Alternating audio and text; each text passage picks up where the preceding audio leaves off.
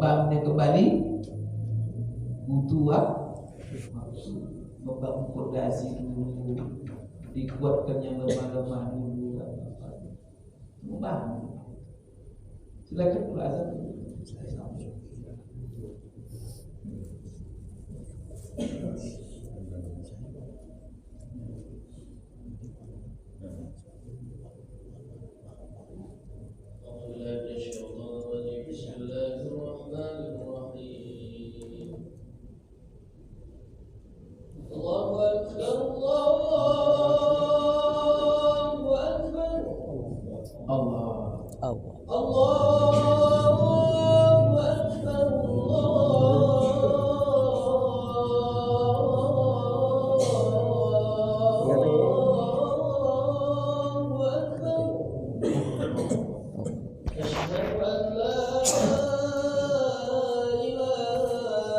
Dingin. Kaki pendek, tapi kaki panjang.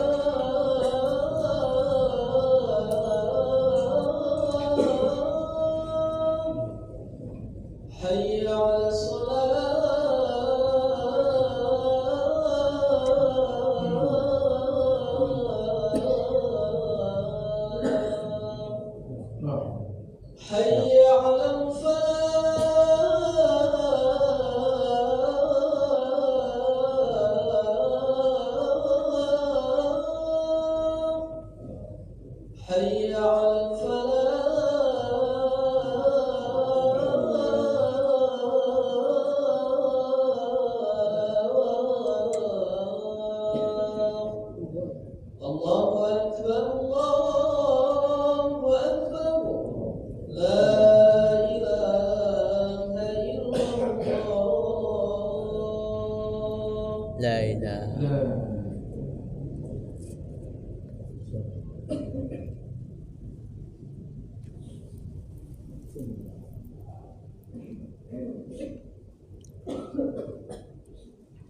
Baik Bapak Ibu sekalian, kita sambung sedikit tentang apa daripada yang kita ambil dari hadis Rasulullah pernah memakai cincin emas lalu dibuang.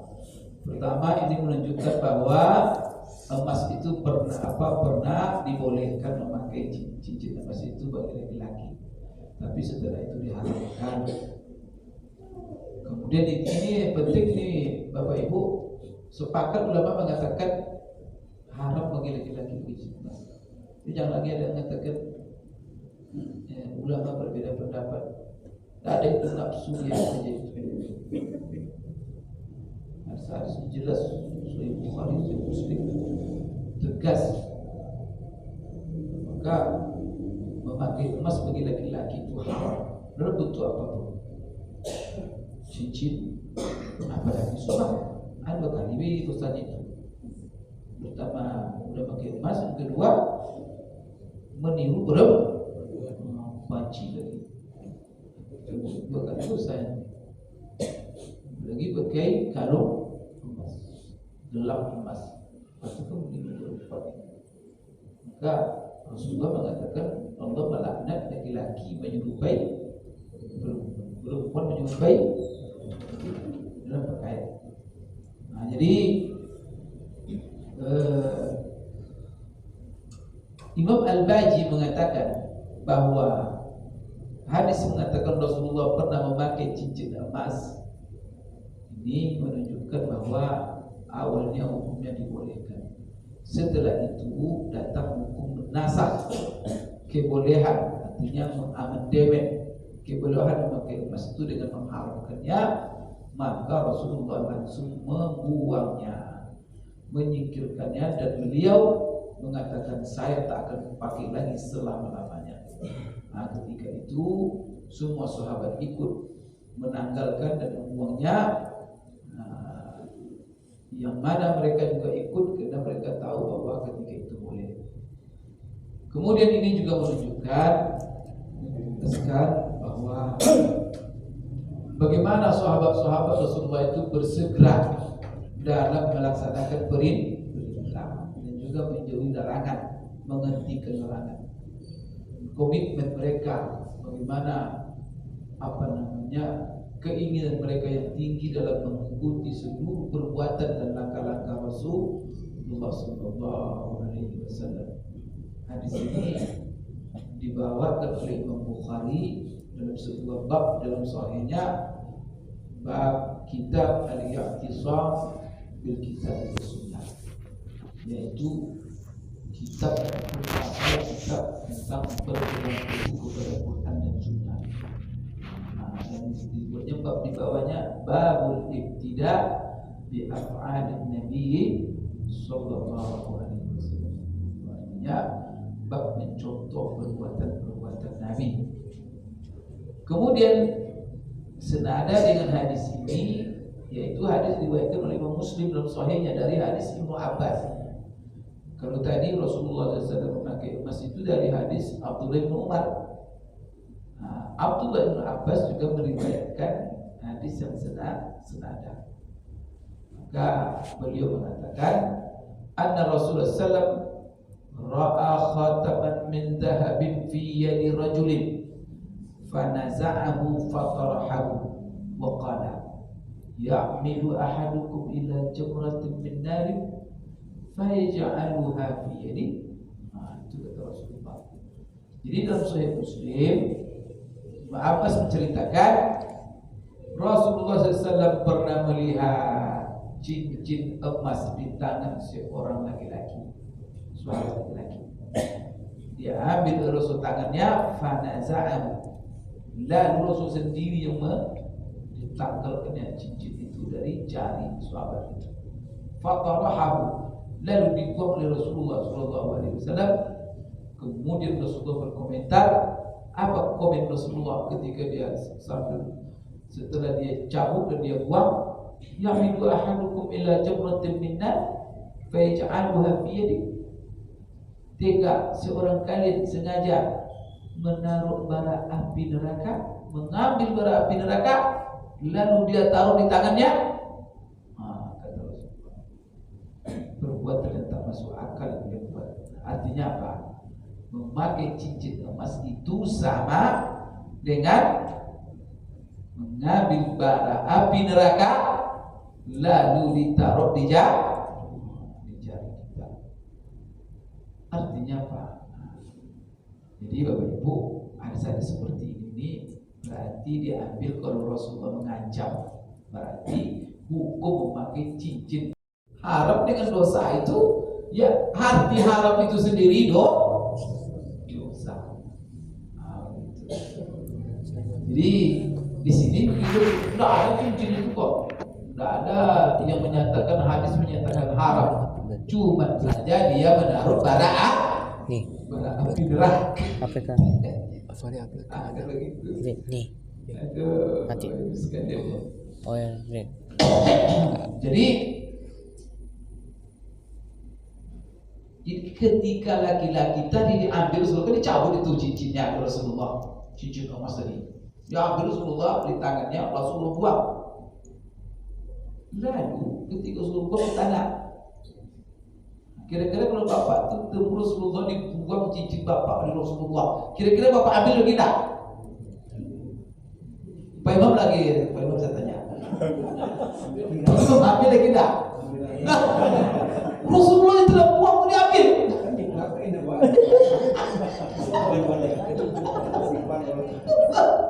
Ada simpan saku kan? Tapi coba bagaimana sahabat itu. Jadi setelah dibuang Rasulullah, dilempar Rasul ke tanah, laki-laki tadi pergi jadi tidak diambil. Maka ada orang model dia, sini.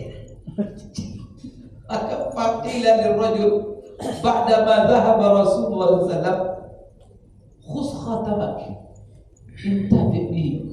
Qala la wallahi la akhudhuhu abadan wa qad tarahahu Rasulullah sallallahu alaihi wasallam. Masya Allah. Beda dengan sahabat. Jadi sahabat itu ketika apa kata orang, ambil itu cincin kamu, ya kamu bawa lah, jangan pakai kan, simpan dalam saku bisa dijual jadi duit nanti. Ambil itu katanya, saya tak akan ambil. Wallahi demi Allah saya tak akan ambil. Saya tak akan ambil sesuatu yang telah dibuang oleh. Udah enak tuh dijual tuh, dia gajikan duit itu makan nasi bungkus kan dibuang Rasulullah. Keterpayah oleh sahabat itu sesuatu yang Rasulullah buatnya. La ilaha illallah. Itulah ya ngerinya sahabat itu kalau sudah Rasulullah sudah dia lagi tinggal di situ. Kalau saya juga sama dengan Pak Imam sambil jual nasi. Allahu Akbar ya. Insyaallah bagus sekali. Imam Nawawi dalam hadis ini mengomentari. Di komentarinya sikap laki-laki tadi tidak mau ngambil cincinnya di buang Rasulullah itu. Apa kata beliau? Qala Imam Nawawi, sebenarnya boleh nggak diambil, boleh saja. Tapi begitulah dahsyatnya. Ini menunjukkan dahsyatnya sahabat dalam menjunjung tinggi perintah Rasulullah SAW dan dahsyatnya mereka menjauhi seluruh yang dilarang Rasulullah SAW. Kemudian wa'ada min tarakhus bi ta'wil ta'ifah. Maka mereka tidak pernah mencari alasan-alasan. Kalau sudah Rasulullah larang, sudah tinggalkan. Tak ada mereka analisa.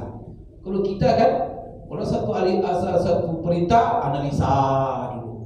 Barangkali begini, barangkali. Kalau mereka tidak, sami'na wa ata'na. Kemudian kata Imam Nawawi, inna hadzal rajul, bahwa laki-laki itu sahabat ini, kenapa dia tinggalkan cincinnya? Dia tinggalkan cincinnya karena dia menganggap kalau sudah dibuang Rasulullah, boleh saya tinggalkan. Karena di situ sebenarnya bertentangan dua hal. Pertama, karena Rasulullah sudah buang. Yang kedua, kalau dia tinggalkan begitu itu kan harta yang punya nilai, dan nilai itu mubazir. Maka itu punya Pak Imam punya cincin gigi emas. Siapa pula bapak punya gigi emas, nanti meninggal, apa hukumnya? Boleh nggak dikuburkan dengan gigi emasnya? Nanti digali orang kubur kita. Di malam-malam digali kubur ya. Cuma gali ini, cuma ngambil gigi. Oleh karena itu apa? Tidak boleh, haram hukumnya. Tidak boleh dia dikuburkan dengan gigi, harus jauh. Kenapa? Karena itu harta yang bernilai. Dan harta bernilai itu tuh milik ahli waris. Itu gigi tadi itu punya ahli waris itu. Dijual pun lumayan itu. Maka tidak boleh. Selagi bisa ditanggalkan harus tanggalkan. Kecuali ini banyak kejadian. Sering Pak, saya dapat pertanyaan seperti ini. Tapi kalau ring-ring dalam pasang ring dalam badan itu sering tanya. Tapi ada lagi masalah ini, orang punya ada pakai cincin emas, sudah mati cincin di sini, ini tak bisa dibuka lagi. Pas dia mati, tidak bisa dibuka. Macam-macam caranya. Satu aja caranya operasi, potong lah, baru cincin dan emas. Sekarang berhadapanlah kita dengan dua larangan. Pertama sekali, larangan menguburkan emas itu karena itu adalah harta yang berharga, milik ahli waris. Yang kedua, larangan merobek-robek jasad mayat. Karena manusia dalam Islam terhormat hidupnya, begitu juga mati. Maka tidak boleh mengobrak-abrik mayat, tidak boleh, haram hukumnya. Karena mereka juga manusia mulia. Maka kita ini dalam Islam ini beruntung, mati hidup tetap mulia. Maka tidak boleh itu. Maka apa? Dibiarkan. Kenapa?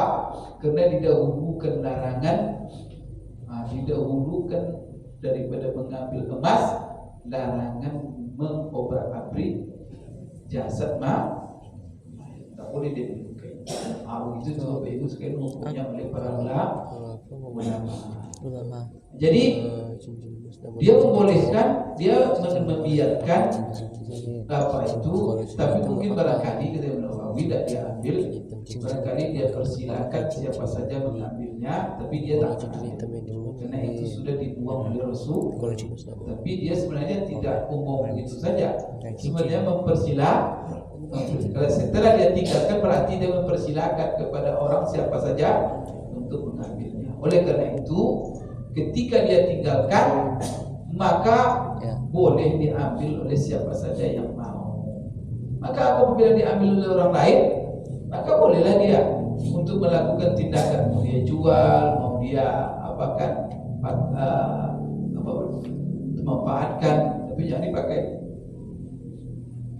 Tapi kalau seandainya diambil tadi oleh sahabat tadi, sudah diblok oleh Rasulullah, lalu diambil, dimanfaatkan, yang dijual banyak, apakah hukumnya boleh? Imam Nawawi bilang apa? Walau kana sahibuhu akhadahu lam yahrum alaihi al-akhad. Jadi sebenarnya kalau diambilnya pun, cincin yang sudah dibuang Rasulullah itu tidak haram baginya untuk mengambilnya. Kan Rasulullah membuang cuma jangan dipakai, kan tidak dipakai. Tapi kata kalau Rasulullah bilang jangan ambil lagi, tidak begitu. Nah berarti apa? Boleh. Dan dia boleh juga diambilnya wa tasarruf fihi bil bai'i wa ghairihi. Pokoknya apa? Dia lakukan jual beli. Tapi dia membabil wara. Jadi tidak tega, tidak nyaman di hidupnya kan, tidak tenang. Kalau seandainya dia ambil pelaut sudah dibuang oleh Rasulullah SAW. Nah, kemudian kalau dia juga ingin mensedekahkan juga tidak ada masalah. Jadi Bapak Ibu sekalian, ini dapat saya sampaikan di dalam masalah hadis yang mana Rasulullah melarang memakai cincin emas, dan bagaimana peristiwa tadi dalam hadis di mana Rasulullah membuang cincin laki-laki. Insya Allah ke depan kita masuk bab baru. Bab ini adalah kumpulan riwayat dan hadis-hadis yang menjelaskan tentang sifat pedang Rasulullah SAW. Cincin habis, pedang Rasulullah. Insyaallah kita sambung pada jumat mendatang. Aku qouli hadza wa astaghfirullah li wa lakum subhanallahi wa bihamdihi asyhadu an la ilaha illa anta astaghfiruka wa atubu ilaik. Assalamualaikum warahmatullahi wabarakatuh. Waalaikumsalam warahmatullahi wabarakatuh.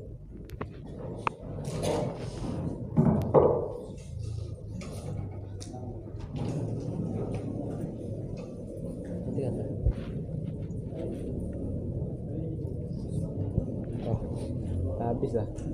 Besok pendam lagi. Pendam. Apa? Pendam.